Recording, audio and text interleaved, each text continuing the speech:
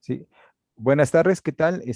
Les damos la cordial bienvenida al 13º Seminario Rafael Martín del Campo y Sánchez 2021, en este año en su modalidad virtual. Bueno, este seminario, el tema es de zoonosis, virus, evolución y conservación de fauna silvestre en tiempos del COVID-19 y está organizado por el Laboratorio de Vertebrados de la Facultad de Ciencias del Departamento de Biología Comparada de la Universidad Nacional Autónoma de México.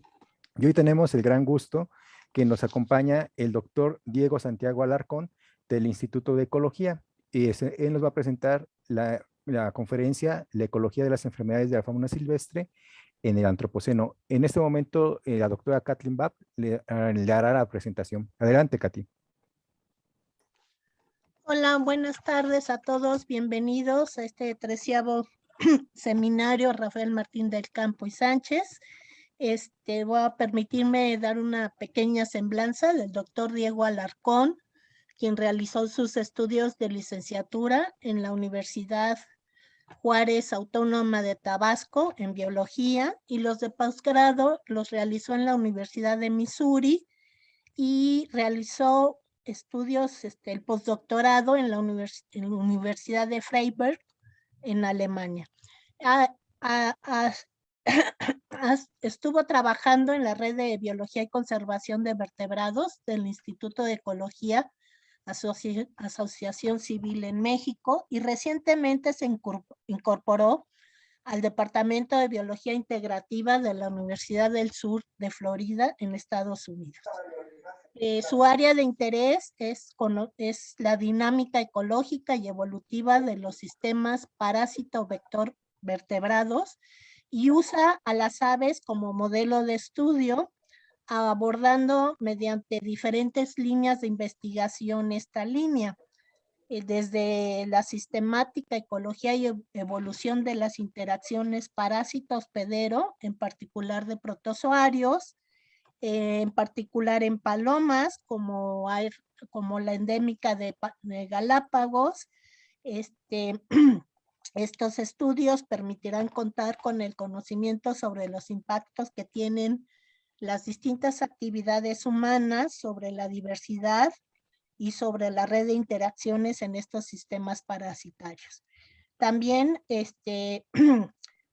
una línea de investigación que realiza es cómo la urbanización puede afectar estas relaciones y cuáles han sido las respuestas de los bosques secos tropicales al cambio climático y el papel que han tenido las áreas naturales protegidas en su conservación.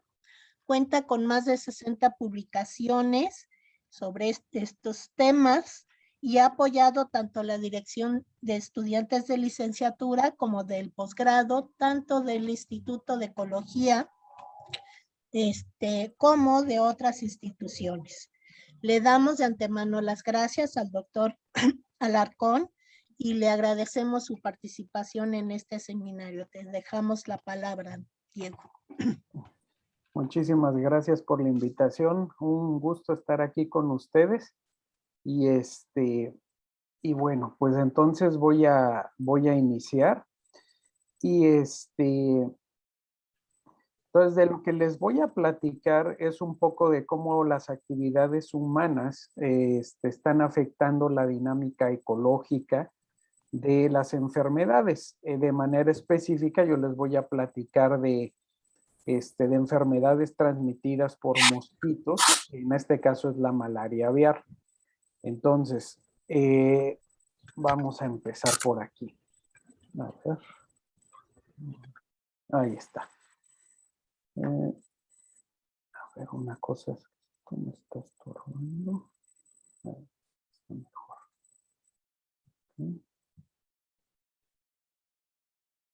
Ok, ahora sí. Entonces, ¿por qué estudiar parásitos?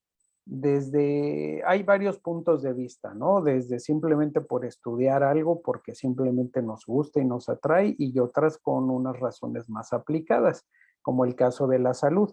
Bueno, los parásitos de entrada son o la mitad, o según algunas estimaciones, más de la mitad de todos los organismos que hay en nuestro planeta.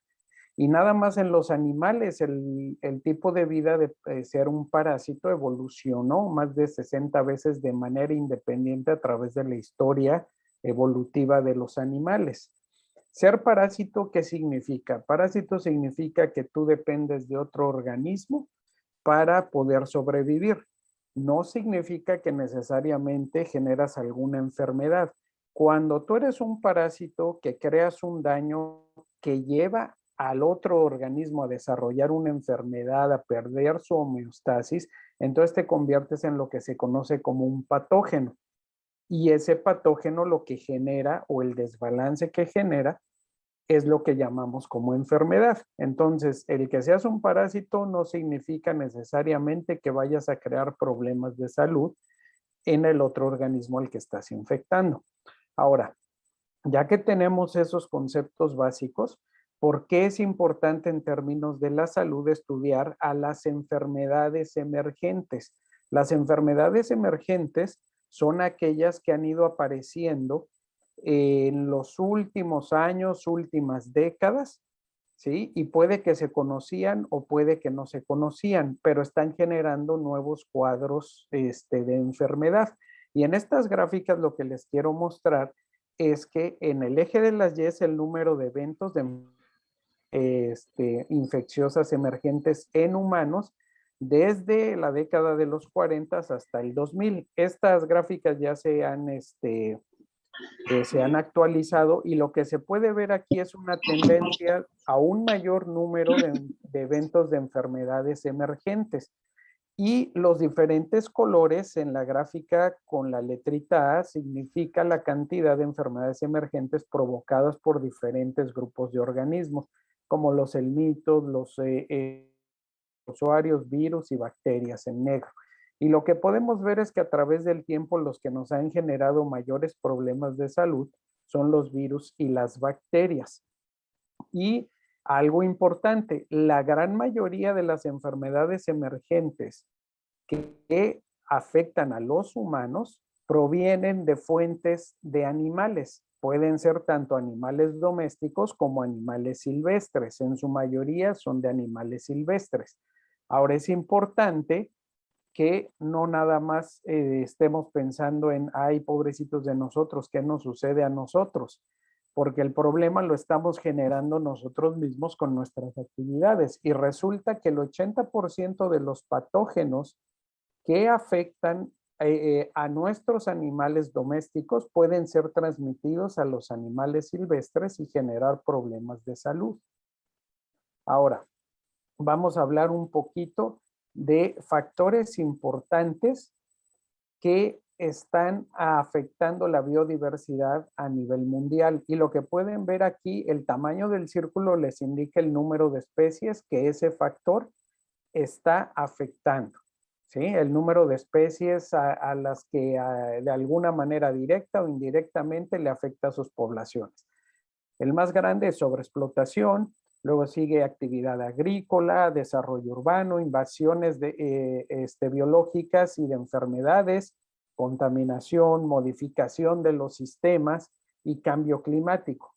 Pero algo que siempre me ha llamado la atención de esta gráfica es lo siguiente, que si ustedes analizan todos estos factores que les acabo de mencionar, básicamente todos se resumen en una cosa, en el desarrollo urbano.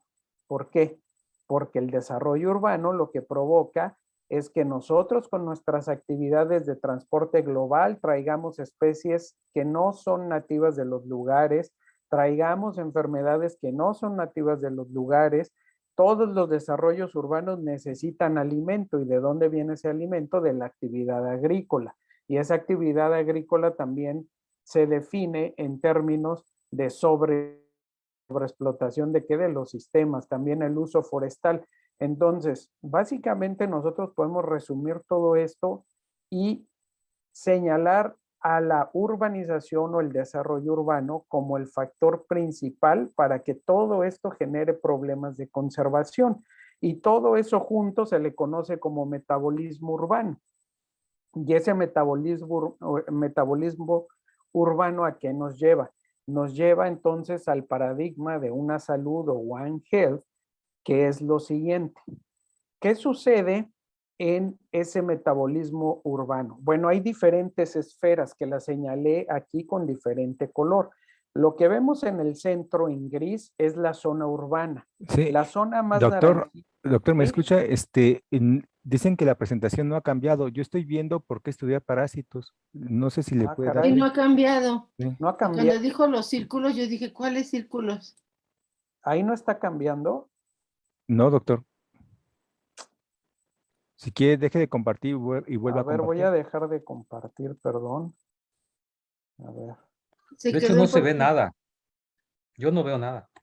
No, sí que se quedó en por qué estudiar parásitos en esa. Sí se ve, pero no Una se pantalla ve. negra. A ver. Yo tampoco veo.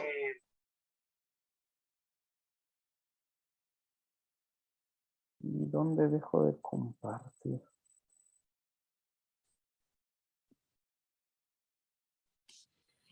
Arriba en el botón rojo donde dice dejar de compartir, maestro.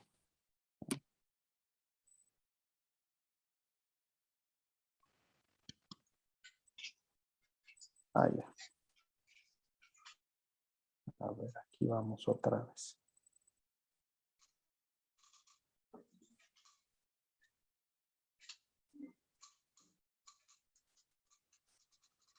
Ahí se ve.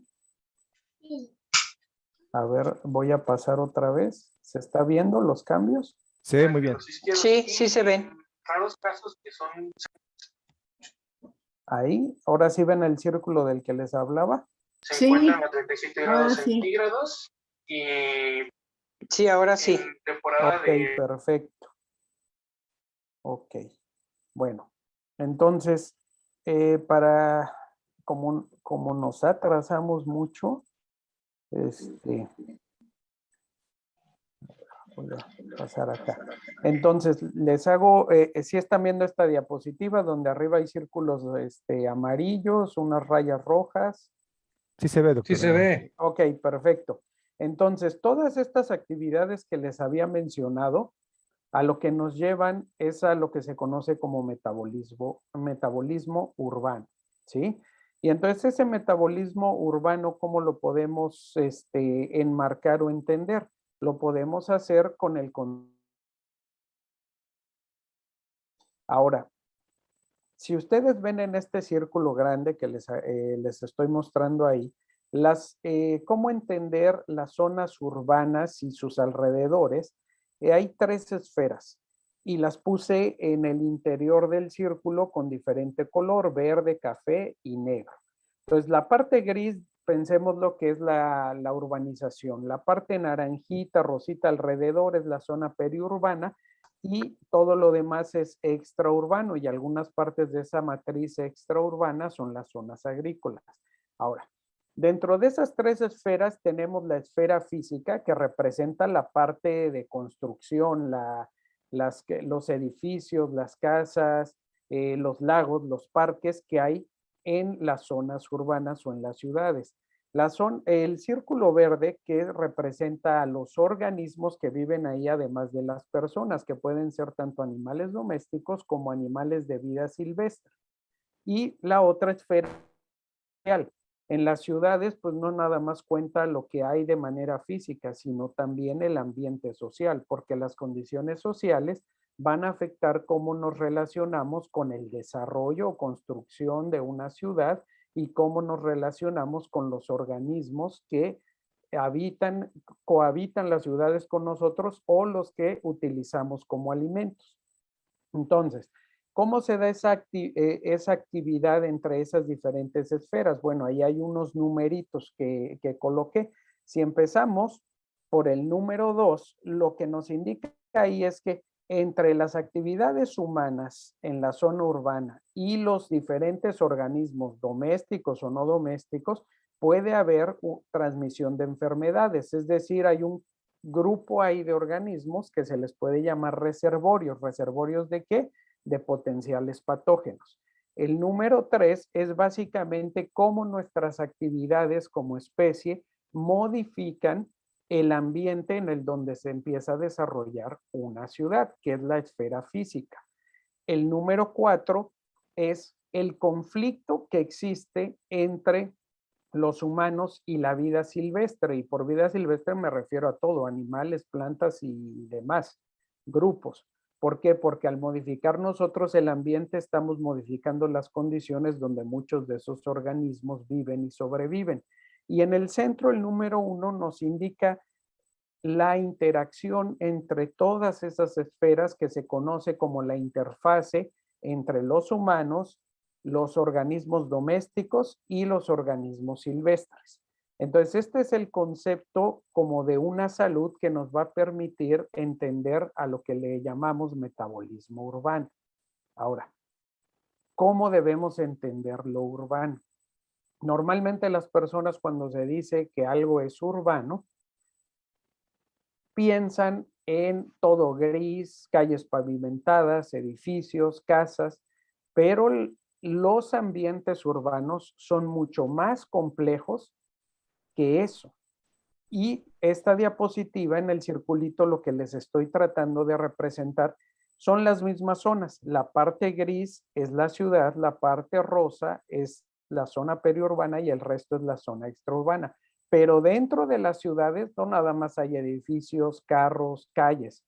Hay también áreas verdes de diferentes tamaños, formas y localización espacial dentro de la ciudad. Hay áreas azules que son lagos, ríos, etcétera. Hay calles que son arboladas. ¿Y por qué me refiero a esto? Porque todos este tipo de ambientes en una ciudad van a permitir que ciertas especies que no pueden sobrevivir en las zonas muy construidas aprovechen estos espacios verdes para vivir y tener poblaciones viables. Y también para intercambiar individuos entre zonas periurbanas y extraurbanas con las poblaciones dentro de la ciudad. Es decir, una dinámica de lo que se conoce como metapoblaciones o metacomunidades. Es decir, hay un flujo entre los diferentes organismos dentro, en los alrededores y fuera de la ciudad, que es lo que indicamos con las flechitas negras. Entonces, hay muchas maneras de definir lo urbano, pero es necesario definir las zonas, porque puede haber ciertas zonas que se les llama periurbanas y a pesar de eso están muy construidas. Por ejemplo, aquí en este ejemplo, esta es la ciudad de Jalapa, Veracruz.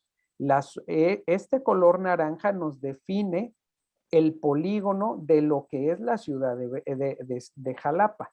Si nosotros agarramos este rectangulito chiquito naranja en la parte superior izquierda, lo que podemos ver es algo que se le conoce como extensión urbana. Es decir, son las zonas donde se empieza a extender la ciudad. Y en esas zonas son áreas que sí están urbanizadas, pero que van a estar en mayor contacto con cuestiones de vida silvestre, ¿sí? Porque están en la frontera, digamos, de la ciudad, a diferencia de estar en medio, en un parque en medio de la ciudad, ¿sí?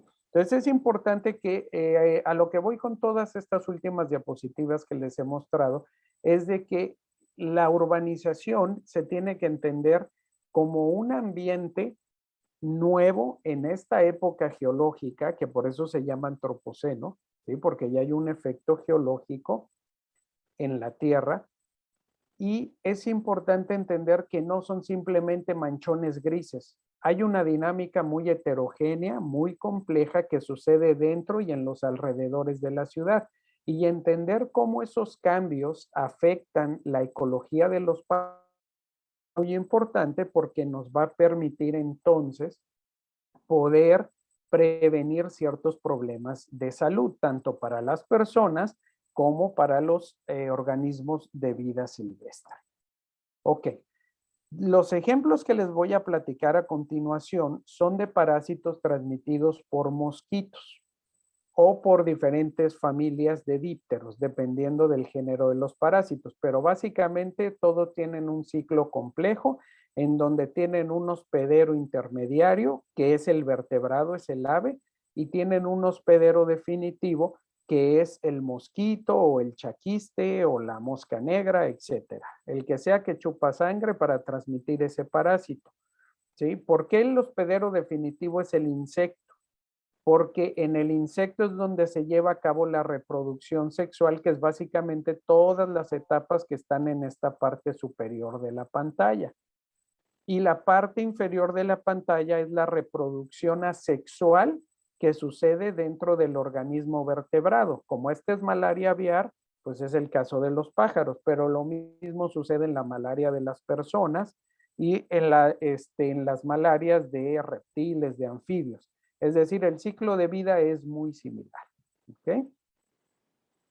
Entonces, vamos a irnos a ver un poco de la ecología de los parásitos a diferentes escalas en el paisaje y cómo ciertas actividades humanas pueden o no modificar la dinámica de estas enfermedades o de estos parásitos. Entonces, el primer ejemplo que les voy a dar viene de Alemania, el trabajo que estuve haciendo durante mi postdoctorado allá. Ahorita vamos a hablar de un sitio que tiene parcelas experimentales de diferentes tipos, de pastizales, de bosques, de cosas más pequeñas, de experimentos controlados en esta zona en el sur de Alemania, que estoy señalando aquí con un circulito color rojo, rosita. Y nosotros nos vamos a enfocar en estas dos especies de aves que están apareciendo ahí, que son muy comunes, son del sotobosque, y nos vamos a enfocar en las parcelas de bosques, las cuales están sujetas a diferentes manejos. ¿Manejos para qué? Manejos para explotar los recursos forestales, es decir, extraer la madera, porque pues, las personas necesitamos eso para nuestros muebles. Entonces, en este estudio, en lugar de agarrar y decir qué tipo de extracción estaban haciendo las compañías, es decir, quitaban un árbol o los árboles más grandes de cierto tamaño, lo que hicimos fue utilizar una tecnología que se llama LIDAR, que es por rayo láser. Pasas un dron volando por esos sitios y el rayo láser va tomando diferentes medidas del paisaje. Y esas diferentes medidas del paisaje te van dando una serie de variables que son variables continuas o cuantitativas, es decir, cosas que puedes medir en unidades y no algo, decir, esto está deforestado y esto sí tiene árboles. Entonces te permite un análisis más fino cuando utilizas este tipo de variables por el tipo de información que obtienes. Entonces, nosotros generamos dos tipos de hipótesis. Una que le llamamos hipótesis de condición, en donde nosotros decimos, dependiendo del ambiente en el que vivas, por eso los arbolitos aquí del lado izquierdo, ¿sí? Dependiendo del tipo de ambiente en el que vivas, ya sea que tenga más heterogeneidad, es decir, mayor diversidad de árboles, mayor riqueza, mayor estructura en la vegetación, o sea muy sencillo, eso va a afectar la calidad del ambiente y obviamente de la comida que pueden adquirir las aves en ese lugar. Si estás en un lugar muy bueno, pues entonces tu salud va a ser muy buena, lo que puede hacer que te puedas defender de los parásitos, que es el cuadrito azul que estoy remarcando ahí. Ese es un parásito de malaria, ¿sí? Y entonces al final de cuentas, si lo primero que se afecta por el ambiente es tu condición, si tienes una buena condición, vas a estar en mejor estado de salud, lo que te permitirá tener un mejor rendimiento fisiológico, ¿sí? Si estás en un mal estado de salud, entonces estás susceptible a los patógenos que te van a generar enfermedades y tener una salud más deficiente. Ahora, ¿cuál es la hipótesis alternativa? Bueno, que dependiendo del tipo de ambiente, sea mayor o menor la probabilidad de que un ave se pueda infectar. Es decir, el ambiente directamente va a afectar la probabilidad de infección, ¿sí? ¿Y esto cómo sucede? Bueno, acuérdense que son parásitos transmitidos por vectores y el ambiente también afecta a los vectores. Entonces, si las condiciones son favorables para las aves, también pueden ser favorables para los vectores. Y entonces se afecta más bien la probabilidad de infectarte primero. Y entonces, si te infectas primero y tu condición es mala, entonces vas a tener un estado de salud más deficiente. Si te infectas primero, pero tu condición es buena, porque estás en un ambiente saludable, entonces tu salud va a ser mejor. Entonces, lo primero que vemos cuando hacemos un análisis general en las diferentes parcelas de bosque es que las tasas de infección, que le llamamos prevalencia, ¿sí?, son mayores siempre en esta especie de ave que se llama Silvia tricapilla, y son menores en esta otra especie de ave, ¿sí?, que es Fringilla coeleps. Entonces, ¿por qué es importante empezar por aquí a ese nivel poblacional? Bueno, es importante porque de entrada nos está diciendo que estas dos especies de aves se comportan de manera diferente sin importar en qué tipo de bosque están, que es el tipo de bosque es lo que estamos señalando aquí abajo, en el eje X, ¿sí? Ahora, poniendo a prueba las hipótesis que señalamos hace un momento, lo que nuestros resultados nos dijeron para cada una de estas especies es que la hipótesis que tiene un mayor apoyo por nuestra información que obtuvimos en campo es la hipótesis de los parásitos, lo que significa que el tipo de bosque en el que te encuentres va a afectar primeramente la probabilidad de que te infectes o no te infectes, y después el estar o no estar infectado va a afectar tu salud o tu condición. Y es el mismo tipo de patrón para ambas especies. Sin embargo, si se fijan en las figuritas, hay ciertas diferencias. Por ejemplo, el que una Fringilla coeleps esté viviendo en un bosque o en una parcela de bosque que su pendiente está viendo hacia el sur, tiene una menor probabilidad de infectarse, ¿sí?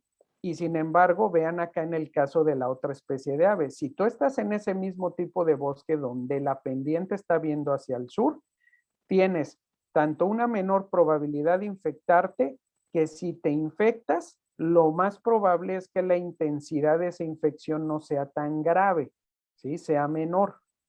Ahora, otra variable, la entropía se refiere a qué tan heterogéneo, podamos llamarle en este caso, qué tan saludable está el bosque.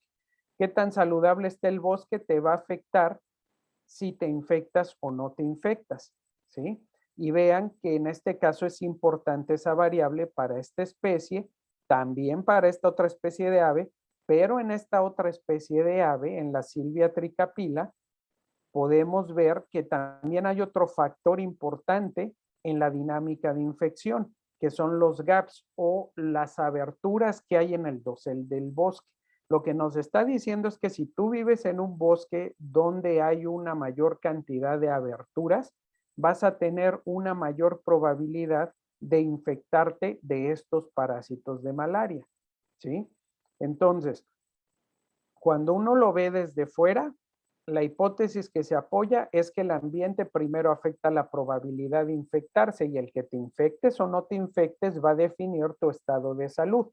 Y lo mismo es para las dos especies. Pero cuando uno ve los detalles de la dinámica para cada especie, lo que vemos es que hay algunos factores que son compartidos, pero hay otros que son únicos para cada especie. ¿Vamos bien hasta ahí? ¿Sí se están viendo todas las diapositivas? ¿Sí se ve mi flechita señalando cosas? Todo muy bien, doctor.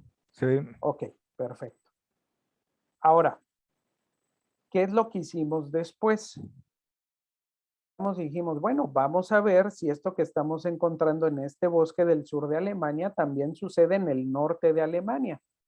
Y nos fuimos a muestrear en el norte de Alemania y replicamos lo que hicimos en el sur de Alemania en parcelas, ¿sí? Pero ahora no nada más nos quedamos con 2 especies de aves, sino que agarramos 7 especies de aves del sotobosque, y además de eso, los mosquitos, porque acuérdense que estos parásitos necesitan transmitirse por los vectores. Si no hay vectores y no sabemos cómo están siendo afectados los vectores, pues simplemente no tenemos una idea completa de qué sucede en esta ecología de estos parásitos.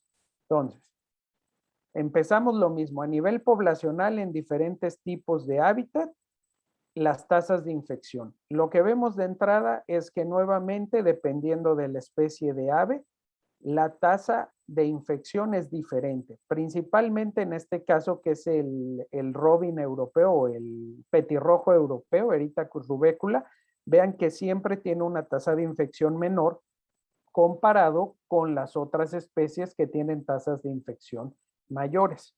Y estas varían dependiendo del tipo de ambiente en el que están.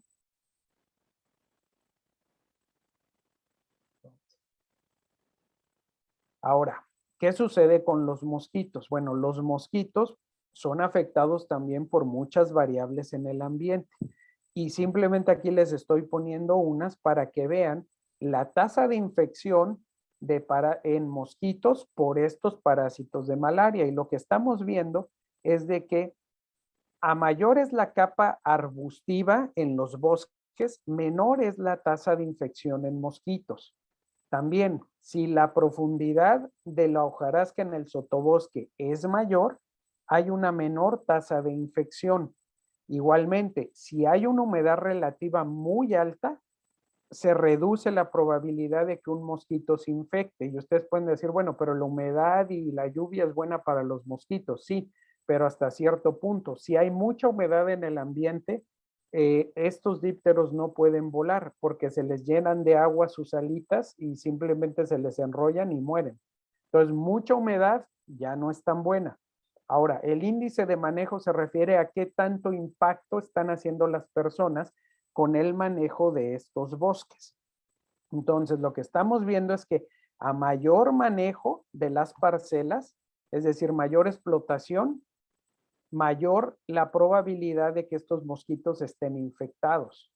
Otra cosa, a mayor heterogeneidad, ¿a qué se refiere heterogeneidad? Que en el bosque tienes tienes una estructura muy variada de los diferentes estratos vegetales. Tienes arbustos, tienes parte media, el dosel, diferentes tipos de dosel, ramas, etcétera. Entonces, lo que nos está diciendo es que si tu bosque tiene una estructura muy heterogénea, también aumenta la probabilidad de que los mosquitos se infecten, y esto puede deberse muy probablemente a que hay más hábitat disponible para la reproducción de los mosquitos por esa variedad de ambientes que permite la heterogeneidad. Orilla, ¿a qué se refiere este factor?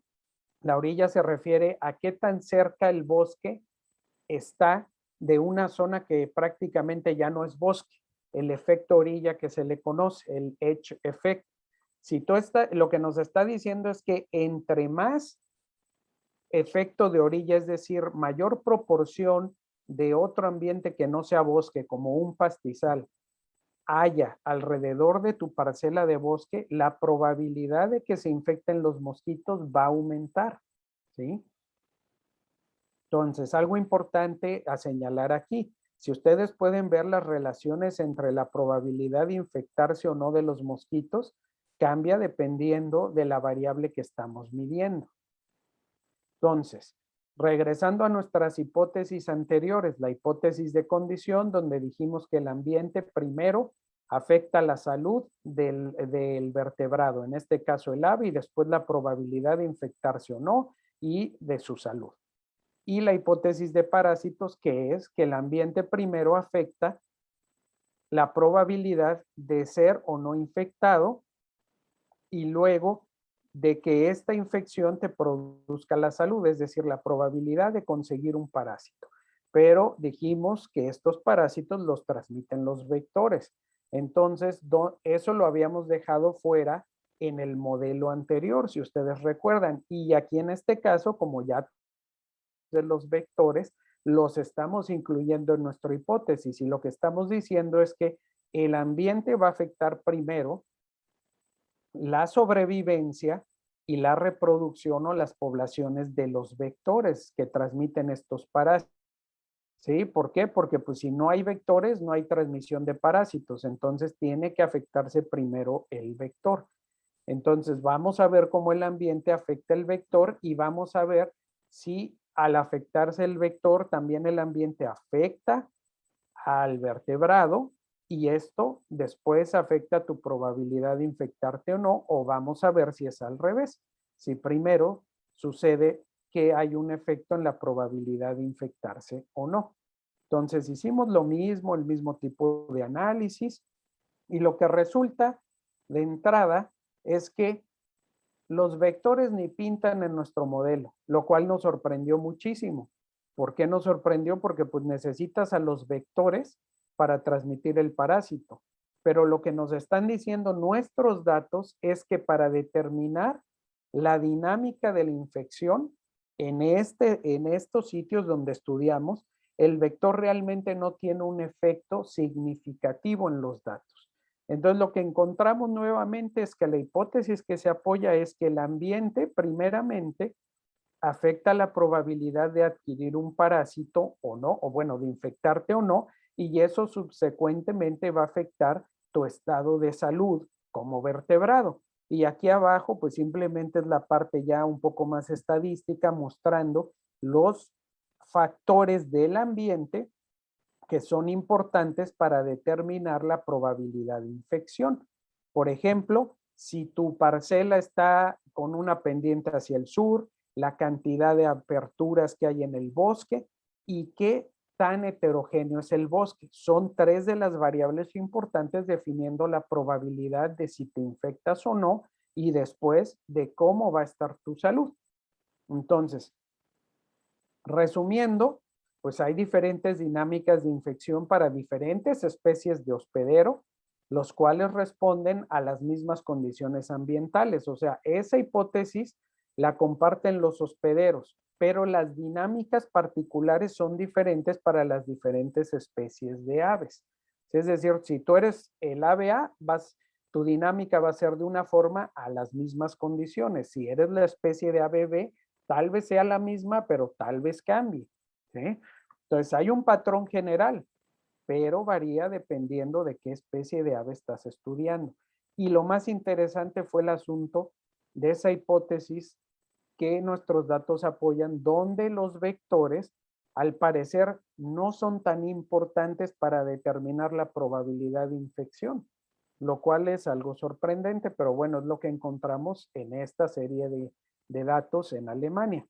Ahora, vamos a saltarnos a Jalapa, a Veracruz, en donde hicimos unos estudios en diferentes tipos de uso de suelo. Aquí lo que vemos en el mapita son el polígono de la ciudad de Jalapa y abajo Coatepec. Y lo que tenemos, el número 2 es un bosque urbano, el número 3 es un bosque periurbano, el número 5 es un potrero, el número 4 es un cafetal de sombra y el número 1 es nuestro sitio control, que es un bosque de niebla bien conservado. Entonces, aquí estudiamos a este pajarito. Bueno, estudiamos a varios, pero les voy a dar este ejemplo. Lo que se sabe en ecología urbana es que cuando vas de un sitio no urbanizado a una ciudad o a un grado de urbanización mayor, la riqueza de especies en general disminuye y la abundancia de las especies que se pueden adaptar o vivir en las ciudades aumenta, que es esta grafiquita de aquí arriba. ¿Sí? Entonces, la riqueza hacia las ciudades disminuye y la abundancia de las especies que sobreviven al proceso de urbanización aumenta dentro de esos ambientes urbanos. Lo que les estoy mostrando aquí es la riqueza, en esta gráfica superior izquierda, es la riqueza de especies de parásitos que detectamos en este pajarito. Y lo que ven en el eje X son los diferentes ambientes. Vamos desde el bosque, en el A, aquí, el primero del lado izquierdo es el bosque bien conservado. El que le sigue es el cafetal de sombra.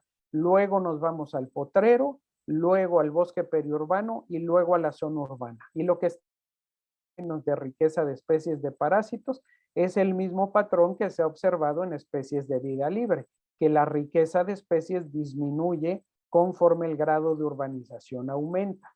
¿Sí? Ahora, aquí abajo lo que tenemos es la estructura de la riqueza y además de la abundancia de las especies que encontramos en estos mismos sitios. Empezamos con el bosque en el lado izquierdo, el cafetal, el potrero, el bosque urbano y el bosque urbano. Lo que estamos viendo obviamente es que el número de especies de parásitos disminuye, como habíamos dicho, pero algo interesante que es diferente al patrón que se ha visto en vida libre es que la dominancia por abundancia no es como se espera, es decir, que hacia la zona urbana hay una mayor dominancia por unas cuantas especies. De hecho, la riqueza es muy baja, como pueden ver acá en el lado inferior derecho, y está dominado por esta especie de parásito que está en el cuadrito morado. Entonces, la riqueza disminuye y la dominancia, pues básicamente se mantiene igual en los diferentes ambientes. Por los lugares hay un parásito que domina la comunidad en términos de su abundancia. Ahora,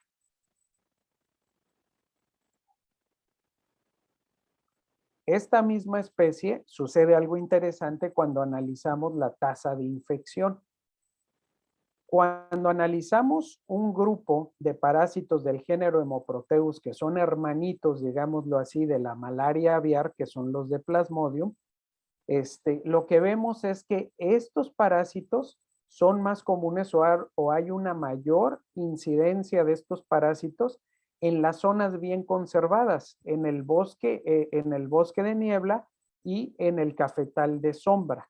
Pero cuando nos acercamos a sitios con mayor grado de urbanización, estos parásitos se vuelven menos comunes. La tasa de infección disminuye. Y esto es en dos épocas, en secas y en lluvias, pero el patrón es el mismo. Pero ¿qué sucede con los parásitos de la malaria aviar? Es el patrón inverso. Los parásitos de malaria aviar son raros en las zonas bien conservadas, pero son más comunes en los ambientes urbanos. ¿Sí? Ahora, esto es para este pajarito, que es Chlorospingus flavopectus.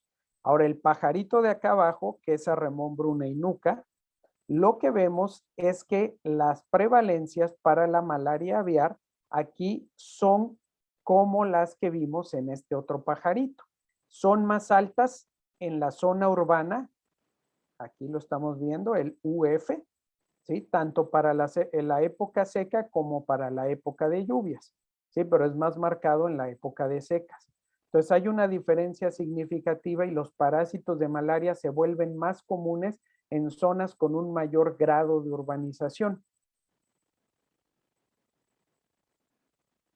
Ahora, ¿qué factores del ambiente están afectando que aumente o que disminuya esa probabilidad? Bueno, para este pajarito, para el Chlorospingus, lo que vemos que para los parásitos de Hemoproteus es que la cobertura del dosel tiene un efecto positivo. A mayor cobertura de dosel, mayor probabilidad de que te infectes de un parásito del género Hemoproteus. Pero a mayor cobertura de sotobosque, es decir, más arbustos, la probabilidad disminuye. Y es lo mismo para el caso del Plasmodium, pero al contrario.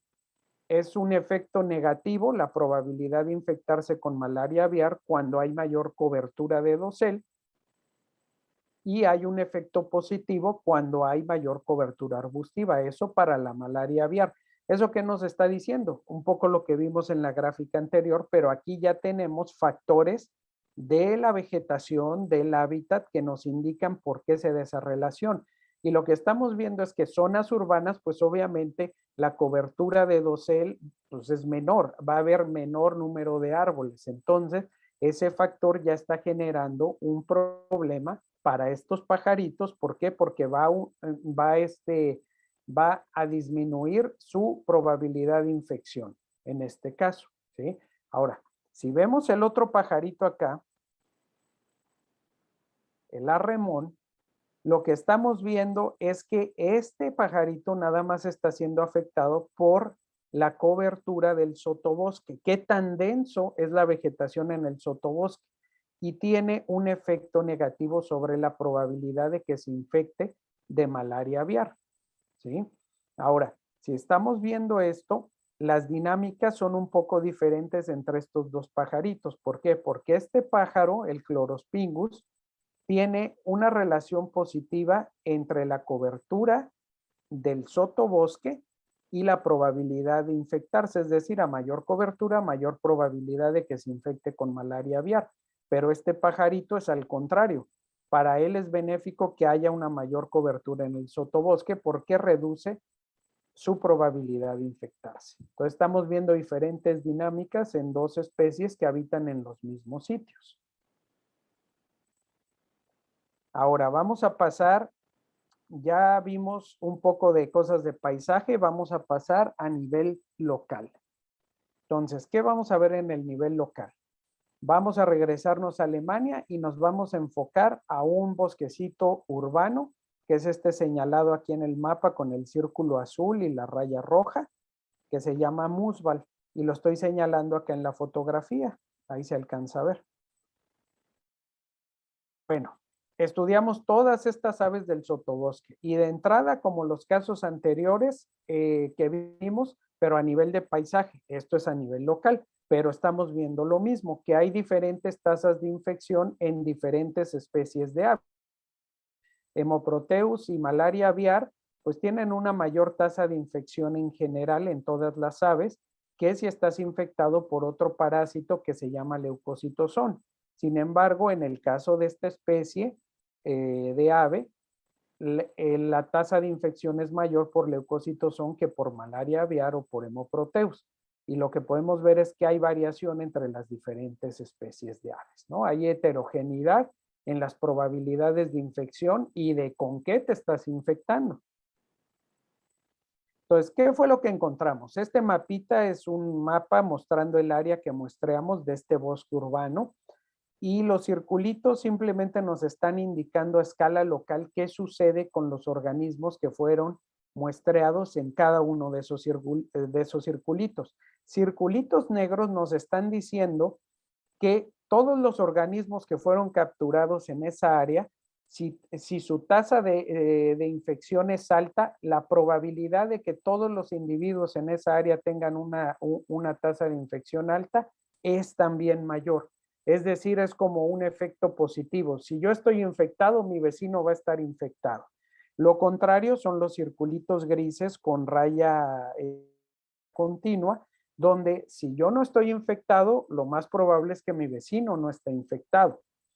Y hay algunos casos, como el grisecito con estas rayas rotitas negras, donde es lo contrario.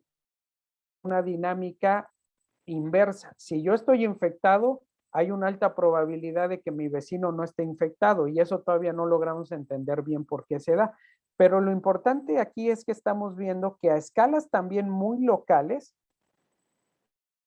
las dinámicas de infección van a cambiar y va a depender tanto del lugar espacial donde tú estés como de la especie de ave que estés analizando.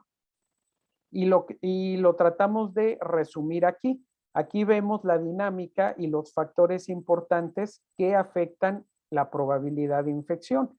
Voy a agarrar nada más un ejemplo porque pues tardaría mucho en ir en todos estos, pero por ejemplo, en este caso, en este pajarito, en la parte superior, ve cambios dependiendo del año en el que fue muestreado. En el año 2011 hay una mayor probabilidad de infectarse si tú eres mayor que un año. Es decir, ya no eres un juvenil. Pero si eres un juvenil, nos vamos acá hacia el lado izquierdo, la probabilidad de infección va a depender de qué tan cerca estás de una fuente de agua, en este caso de un arroyo. Y lo que dice es que entre más cerca estés de una fuente de agua, mayor va a ser la probabilidad, es decir, 38% de probabilidad de que te infectes, a que si estás más lejos, donde la probabilidad se vuelve 0. Pero ¿qué sucede cuando analizamos este mismo pajarito en el 2013? También hay un efecto de la edad en la probabilidad de infección, pero ahora la edad también tiene una interacción con la condición física del individuo. ¿Sí? Y esa condición física va a determinar qué tanta es la probabilidad de que te infectes. Por ejemplo, si eres un adulto y tu condición corporal es es menor o tienes una condición corporal más débil, mayor es la probabilidad de que te infectes comparado con alguien que tiene una condición corporal mejor que tú. Y así vamos viendo en las diferentes especies de aves que las variables que importan cambian entre las especies. Por ejemplo, para Editacus rubecula, el petirrojo europeo, importa mucho en el año 2011 la distancia a cuerpos de agua y en el 2013 la distancia a cuerpos de agua, pero también qué edad tienes en ese año.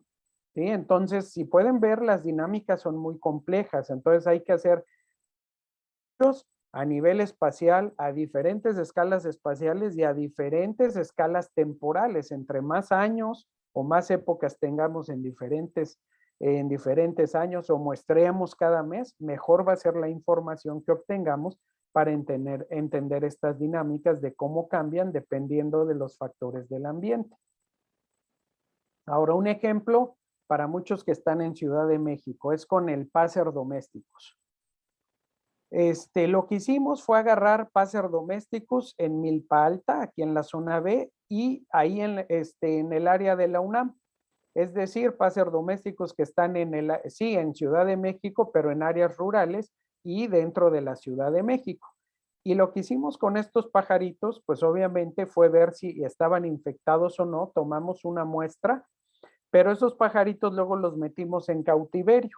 Y los tuvimos en cautiverio por 15 días y quisimos ver si su estado de infección y su intensidad de infección, es decir, qué tantos parásitos, si estás infectado, cuántos parásitos traes, si eso cambiaba con el efecto del cautiverio, que es como generar un estrés en los animalitos. Tenían agua y comida y estaban ahí, lo único que hacíamos era agarrarlos para tomar la muestra de sangre y buscar los parásitos. Bueno, lo que encontramos cuando hicimos el trabajo de campo es que la tasa de infección por malaria aviar era significativamente mayor en la zona rural, en Milpa Alta, que en los passers de la zona interna de la ciudad. ¿Sí? Ahora, ¿qué sucede cuando hicimos el experimento? Cuando hicimos el experimento, encontramos es que después del cautiverio hubo un aumento en la tasa de infección de los animalitos, tanto en la zona urbana, que son estos bolitas negras, como en la zona rural. De hecho, en la zona rural resultaron que al final todos los animalitos que capturamos sí estaban infectados, pero lo que sucede es que esa infección que no detectamos al inicio era una infección latente y lo que creemos es que después del cautiverio con el lapso de esa infección que ya traían.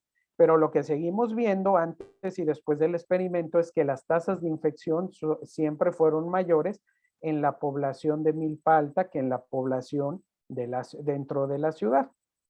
Ahora, el otro resultado interesante es que la severidad de la infección, es decir, cuántos bichos traes cuando estás infectado, en el caso de los machos, en el área no urbana, es decir, en Milpa Alta, después del cautiverio, fue significativamente mayor. En el caso de los passers del área urbana que capturamos ahí en la ciudad, no cambió la intensidad, pero en el caso de los que capturamos en Milpa Alta, la intensidad de infección se incrementó después del cautiverio. O sea, realmente para esos passers domésticos de la zona agrícola, el estar dentro de la zona urbana y siendo manejados regularmente por personas y estar en un edificio como que sí les creó más un problema a ellos que a los passers, que es la misma especie, pero que es la población que vive en la ciudad. Al parecer están adaptados a ese tipo de estrés por las personas o por las actividades que se dan dentro de una ciudad. Otra cosa importante a resaltar es por qué en Milpa Alta hay una mayor tasa de infección. Bueno, en Milpa Alta las condiciones son distintas. Hay otro tipo de estrés y hay una mayor diversidad de otras fuentes, tanto de fuentes de parásitos de aves, porque hay una mayor riqueza de aves en Milpa Alta que dentro de la ciudad. y todo eso lo que puede hacer es que ayude a la transmisión de este tipo de parásitos y que se infecten más los organismos. Las condiciones son diferentes y eso al parecer se está reflejando en la tasa de infección que estamos viendo entre estas dos poblaciones. Ahora, en cuanto al estado de salud, ¿qué encontramos? Bueno, lo que estamos viendo es que antes de meter a los animalitos al cautiverio, los Passer que estuvieron, que son de milpa alta, tuvieron un mayor estrés, un estrés significativamente mayor que los que están en la ciudad.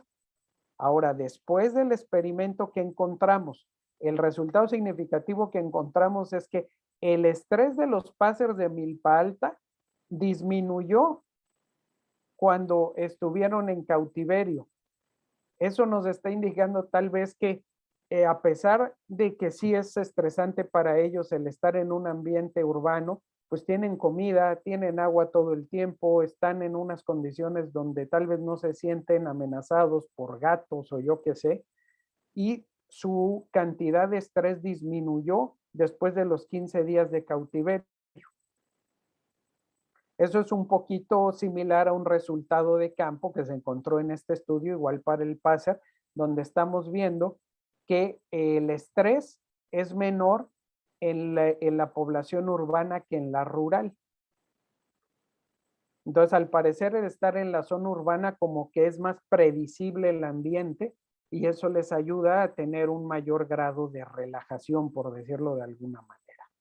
Ahora, en cuanto a su condición fisiológica medida con hematología que encontramos antes de meterlos en cautiverio, lo que vimos es que había una mayor proporción de eritrocitos inmaduros en circulación en la población de milpa alta que en la población de la ciudad. ¿Esto qué nos está indicando? Bueno, que tal vez el estrés de esas zonas rurales para estas especies de aves lo que hace es que generen una respuesta fisiológica en donde tienen que producir una mayor cantidad de células rojas, incluso aunque no estén maduras, para compensar tanto por efectos de estrés, por efectos de infección o tal vez por alguna lesión, porque también el aumento en circulación periférica de eritrocitos inmaduros puede ser por alguna hemorragia. Biológicamente, al parecer, las aves de milpa alta también están en una condición fisiológica como más deficiente. Después del cautiverio, lo que vimos es que para el caso de los Passers, su condición fisiológica empeoró. Tal vez para ellos estar acostumbrados sí a las personas y a los estreses de la ciudad no es tanto el problema fue ya estar ahora sí en cautiverio y ser manejado por personas de manera regular. Es complicado interpretar estos resultados, pero es más o menos lo que tratamos de hacer, ¿no? Con estos resultados que nos han surgido. Entonces, ¿qué podemos decir?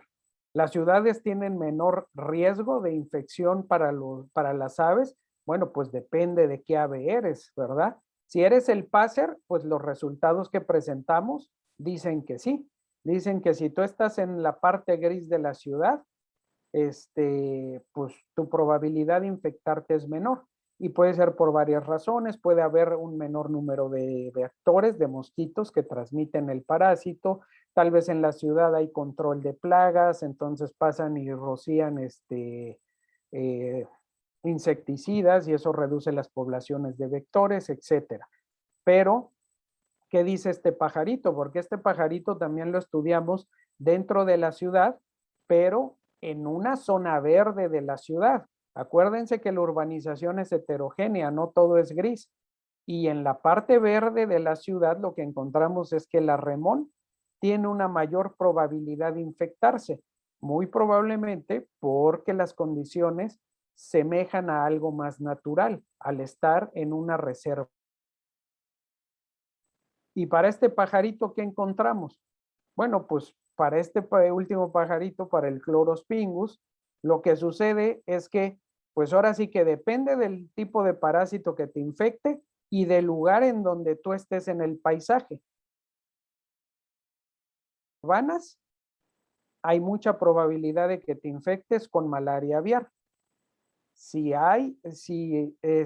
no estás en zonas urbanas, la probabilidad de que te infectes es mayor para parásitos de Hemoproteus. Entonces, si pueden ver, no es algo sencillo, es difícil ir interpretando las cosas y saber qué va a suceder, porque ahora sí que dependiendo del sapo es la pedrada. Ahora, para reflexionar, y ya con esto termino para que tengamos tiempo para discutir y hagamos preguntas. Entonces, los resultados nos dicen que sí, hacia la urbanización, la riqueza disminuye y en ciertos casos la abundancia va a aumentar, no para todas las especies. Ahora, en esta gráfica quiero dejarles para pensar un poco. De las actividades humanas que no hablé en esta charla, pero que son importantes y que generan problemas para las aves en general, tenemos en primer lugar a los gatos, tenemos las ventanas de los edificios, los automóviles, las líneas de electricidad, como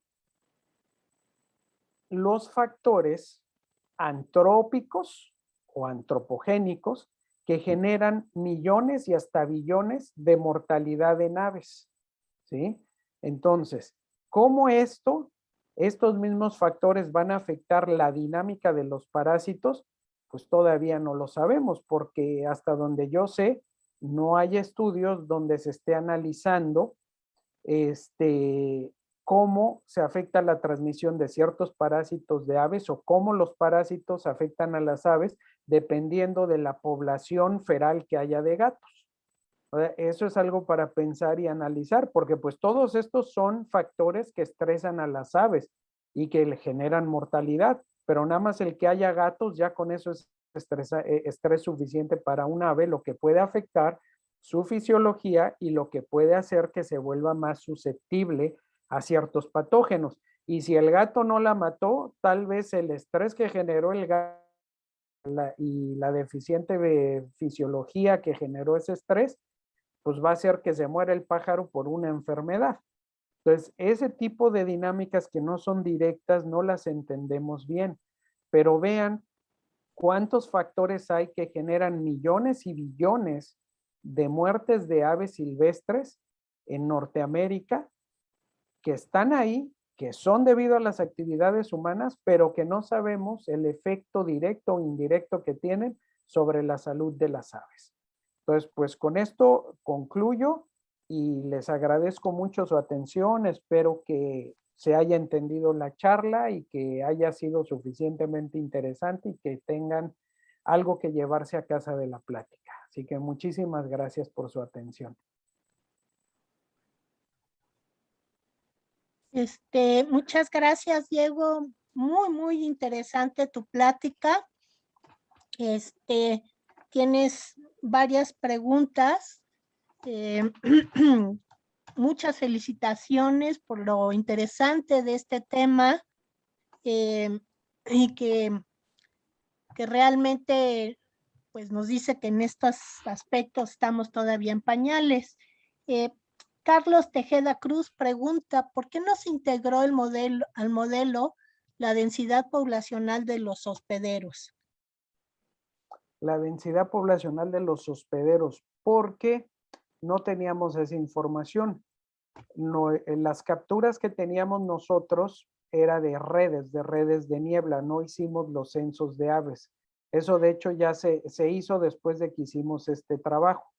Entonces al momento pues no era el objetivo, segunda no teníamos la gente para hacerlo y la única manera en que pudimos medir, y no fue la densidad poblacional, fue la abundancia relativa, fue con los datos que obtuvimos de las mismas redes de niebla. Al final de cuentas, las redes de niebla pues es un método de muestreo, no es el óptimo si quieres medir densidades, pero sí te sirve para hacer un cálculo de abundancia relativa. Y ese lo utilizamos y realmente no tuvo un efecto. Y eso lo esperábamos, ¿por qué?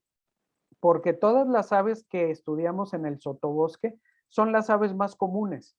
Entonces los números entre ellas va a variar poco. No integramos a los análisis aves que caen poco en las redes de niebla. ¿Por qué? Pues porque precisamente no tenemos un tamaño de muestra suficiente para hacer los análisis estadísticos. Pero sí, eso es muy importante, ¿no? Hacer los censos formales en los sitios para tener los datos de densidades poblacionales, porque eso sí puede ser una variable muy importante en estas dinámicas. Ok, tienes muchísimas preguntas, entre ellas piden por favor si nos compartes en el chat cómo se pueden comunicar contigo. Ajá. Y mientras te pongo la otra pregunta. Jacqueline Soriano menciona que excelente presentación, muy interesante y compleja la parasitología del paisaje. Y pregunta, ¿el concepto de una salud, entre comillas, está relacionado con lo que se conoce con triada epidemiológica ecológica? Triada epidemiológica. Bueno, es que sí, ¿sabe? Uno de los presentadores anteriores, Alonso Aguirre, hubiera sido excelente para responder eso, porque yo todavía tengo confusión en qué le llaman a ellos EcoHealth y One Health. Para mí prácticamente son lo mismo, ¿no? Incluso hasta ahí podemos meter lo que se conoce como medicina de la conservación, porque tiene esa tríada o esos tres círculos donde importa la salud humana, la salud del ambiente y la salud de los animales, ¿no? Y al final de cuentas, One Health, pues es lo mismo. Queremos que todo esté saludable para que las dinámicas se estabilicen y no tengamos problemas de salud como el COVID-19, ¿no? Entonces, yo veo el EcoHealth, el One Health y la medicina de la conservación como sinónimos más bien. Bueno, Lisbeth Raigosa pregunta si existe relación de doble parasitismo, que un parásito induzca la infección de otro más agresivo. Sí, esa es todavía una escala más de complejidad. Esa es una muy buena pregunta porque sí, se ha visto de hecho que dependiendo de los parásitos con los que estés infectado, si es más de uno, te puede ir peor de salud o de salud, porque resulta que los bichos están compitiendo allá adentro. Y te puede ir peor porque están compitiendo por el mismo recurso, peor porque están utilizando diferentes recursos del mismo organismo, o te puede competir entre ellos mismos, están bloqueando. Esa es una manera de ver la interacción dentro de un hospedero que está infectado con diferentes organismos. Lo que tú preguntas son como los efectos de prioridad en ecología en animales de vida libre. Si yo estoy infectado con el parásito A, eso aumenta la probabilidad de que me infecte el parásito B, o la disminuye, o no hay nada, o no sucede nada. Es independiente de que si me infecto de A, no, me puedo infectar de B, no afecta la probabilidad. Pero entonces, eso es lo mismo que ahorita en todo lo que les platiqué, no hay una única respuesta, no hay una generalidad, porque depende de los parásitos que estén involucrados, en la... Incluso hay unos trabajos experimentales de unos amigos en Lituania, donde agarran diferentes cepas de la malaria aviar, y dependiendo de la cepa con la que estés infectado, te puede ir peor o te puede ir mejor o te quedas igual. Entonces, no es tan sencillo incluso con una misma especie de parásito. Y eso se conoce bastante bien en parásitos de humanos, ¿verdad? Pues por obvias razones. Pero en cosas de vida silvestre lo que estamos viendo es lo mismo, ¿no? Es difícil hacer generalizaciones. Y sí es muy importante, eso no quiere decir que no sea importante analizar estas interacciones, es súper importante analizarlas porque pues no es lo mismo infectarte con la malaria aviar que te mata que con un tipo de malaria aviar que sea más leve. Entonces, si es algo que te va a matar, pues urge saber qué va a suceder si también te infectas con otro bicho. Ok, gracias. Anselmo García Zambrano pregunta que si tienes estudios recientes de Columba Libia y sobre su importancia como transmisor de enfermedades zoonóticas. No, recientes no. Mi trabajo con las palomas ya tiene muchos años. De hecho, fue para mi maestría y mi doctorado, y desde entonces ya no he trabajado con ellas. Lo que sí te puedo decir es que las palomas serían un modelo excelente para estudios de infecciones de diferentes grupos de parásitos o de un mismo grupo de parásitos con diferentes especies, porque son fáciles de infectar, son fáciles de criar, y aparte los permisos te los van a dar porque como las autoridades los consideran plaga, entonces no te van a negar que las utilices. Yo no hago experimentos porque pues no lo encuentro ético, ¿no? Pero pues respeto porque a los que sí lo hacen porque es muy necesaria esa información. Simplemente yo no tengo el estómago para hacerlo aún. Pero yo te recomiendo que si te interesa las dinámicas de parásitos dentro de un hospedero y a nivel poblacional, para hacer experimentos, las palomas comunes serían un excelente modelo de estudio. Ok. Bueno, Patricia Gómez te felicita por tu plática tan interesante y pregunta, ¿qué va a pasar con esas aves urbanas que migran a lo rural por la desaparición del bosque urbano por las plagas que están teniendo? ¿Qué va a pasar con que migren a lo rural, del urbano a lo rural, porque están perdiendo las áreas verdes? Ajá. Pues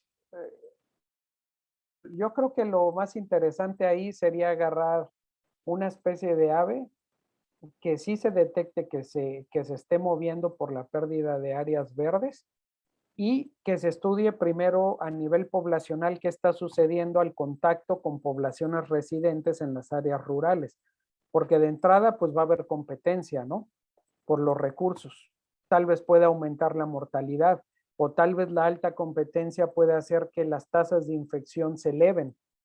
Entonces no es algo sencillo de responder, pero si alguien quiere estudiar eso, yo lo que recomendaría es que busquen un ave que sea bastante común para poder entender la dinámica.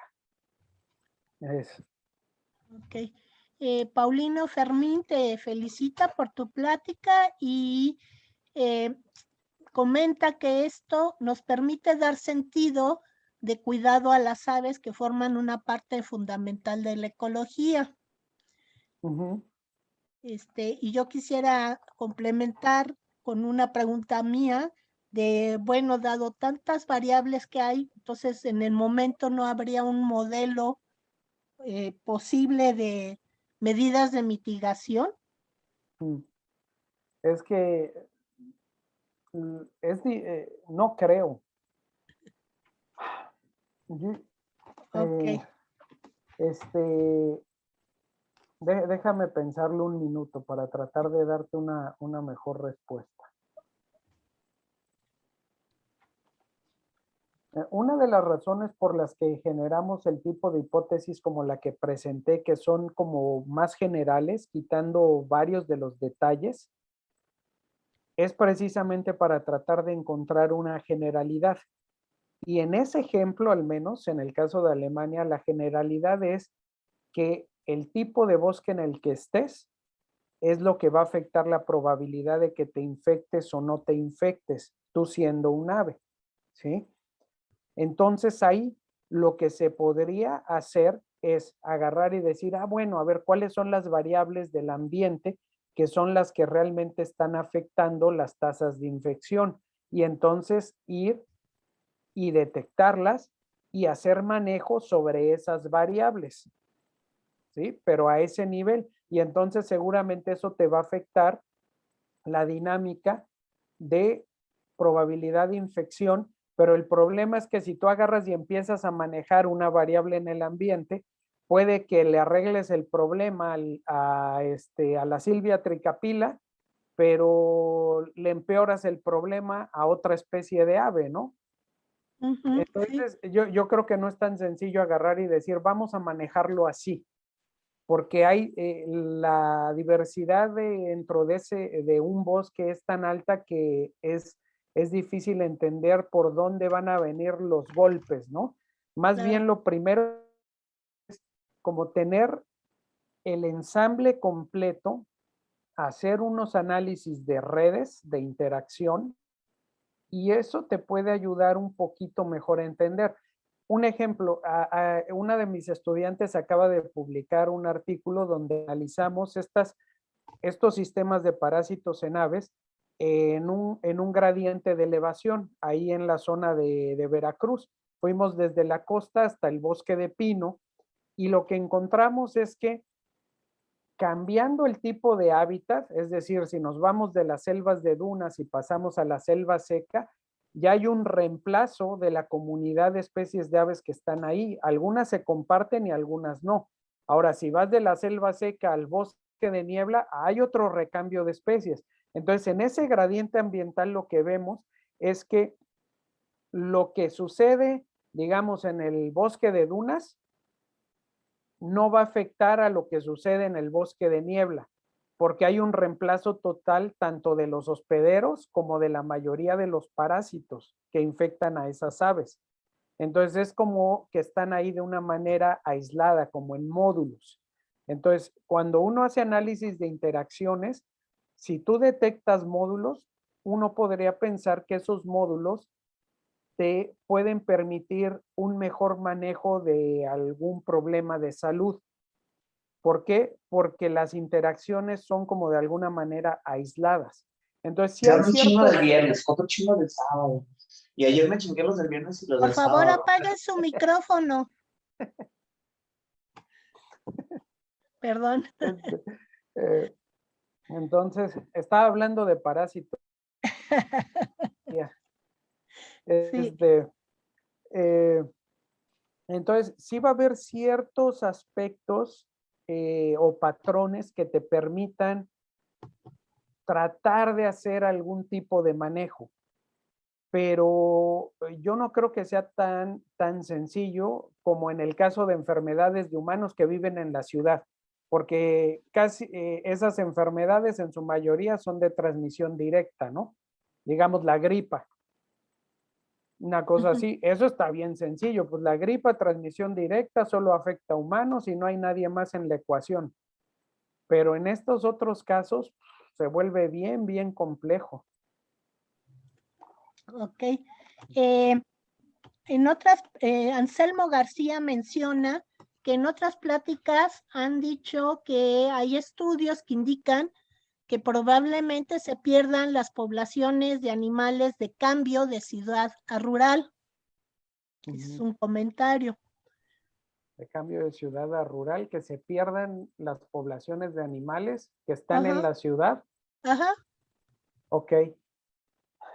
Aquellas que van de ciudad a sí. ambientes rurales. Sí, es que es muy probable y todo depende de qué tipo de especie eres tú. ¿A qué me refiero con eso?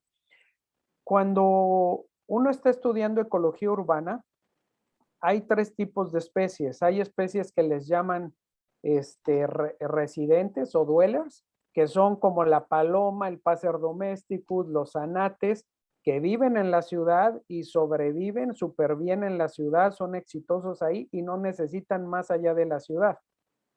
Están los que se les llaman ¿qué? Que se pueden adaptar al ambiente urbano, pero también utilizan las áreas verdes urbanas y las áreas periféricas de la ciudad. Y están los que son evitadores, los que les dicen avoiders, que simplemente llegas y se empieza a desarrollar una ciudad y adiós, no pueden sobrevivir en condiciones de urbanización. No los encuentras más en las zonas urbanas, aunque haya áreas verdes, sino que siempre están en las zonas extraurbanas. Entonces hay esos tres tipos de organismos. Entonces, dependiendo de qué tipo de organismo eres tú, pues sí puede suceder eso. Es lo mismo, ¿no? Antes de haber una ciudad, pues no había pácer, no había palomas de las domésticas. Llegó la ciudad y pues aparecieron. Si tú desapareces el ambiente en las que están adaptadas y son favorecidas, pues muy probablemente sus poblaciones van a sufrir o van a desaparecer, ¿no? Entonces, pero no es posible hacer una generalización. Ok. Andrea Trejo comenta respecto a las epizootias ocasionadas por hongos entomopatógenos en poblaciones de insectos. ¿Cuál sería el reto para utilizar hongos entomopatógenos como agentes de control biológico de insectos? Pues lo primero, que realmente haya estudios experimentales donde detectes que ese hongo sí elimina a la gran mayoría de la población. Por gran mayoría te estoy hablando de más del 95%, si no es que hasta más. Yo no sé de invasiones de control biológico.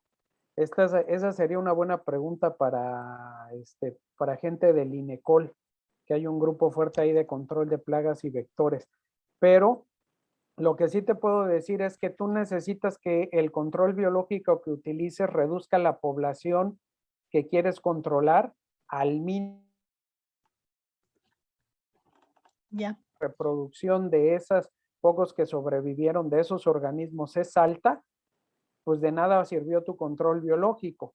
Y la otra cuestión que yo encuentro muy importante por cuestiones éticas es de que antes de liberar un control biológico tienes que asegurarte de que no va a afectar cosas que no quieres que afecten el ambiente donde lo vas a liberar.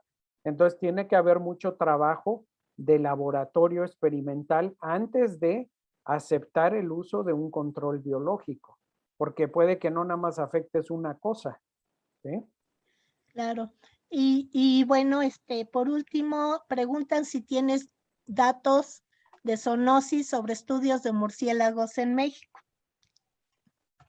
Mira, tenemos un estudio por ahí que salió el año pasado, no tanto de zoonosis, pero un análisis de redes de interacción de ectoparásitos en mamíferos silvestres, y dentro de los mamíferos ahí están los murciélagos. También tenemos datos para el continente americano, ese lo publicamos igual el año pasado, donde utilizamos murciélagos, pero analizando dengue. Entonces esos los pueden, por ahí les puse la liga de mi página web, y por ahí hay otra liga a un blog que yo tengo, y ahí pueden ver todos, la lista de artículos los pueden encontrar ahí. Si quieren algún PDF me dicen, me escriben un correo y yo se los mando. Entonces, en el caso de murciélagos, pues son esos, y con el equipo de Gerardo Susana ahí de la UNAM, sacamos un par de cosas, pero más tipo metaanálisis de los murciélagos y los virus que los afectan, flavivirus en general. Entonces, eso es lo que tenemos como equipo de trabajo, ¿no? Para los murciélagos. Bueno. Y bueno, por último, pregunta, es que se cambió, permíteme. Pregunta Alan Chavarría, si sabes si la interacción de las poblaciones de las aves en la ciudad y las poblaciones de otros animales, como por ejemplo las ardillas, si tienen algún efecto en los parásitos, si aumentan o disminuyen. Si entiendo bien la pregunta, es como si las interacciones de las especies de aves dentro de la ciudad con otras especies que también son de ciudad, pero que no son aves, como las ardillas, tienen un efecto en la dinámica de infección. Pues, yo no creo que tenga una respuesta puntual a eso, porque de entrada, en términos de que la ardilla o la rata pueda servir de reservorio para la transmisión de algún patógeno para las aves o viceversa, es muy poca, porque como son grupos taxonómicos tan distintos, lo que comparten entre ellos es muy poco. Dentro de algunos casos es el virus del oeste del Nilo, ¿no? que es principalmente de aves, pero ya se ha demostrado que afecta a varias especies de mamíferos, dentro de ellas las ardillas.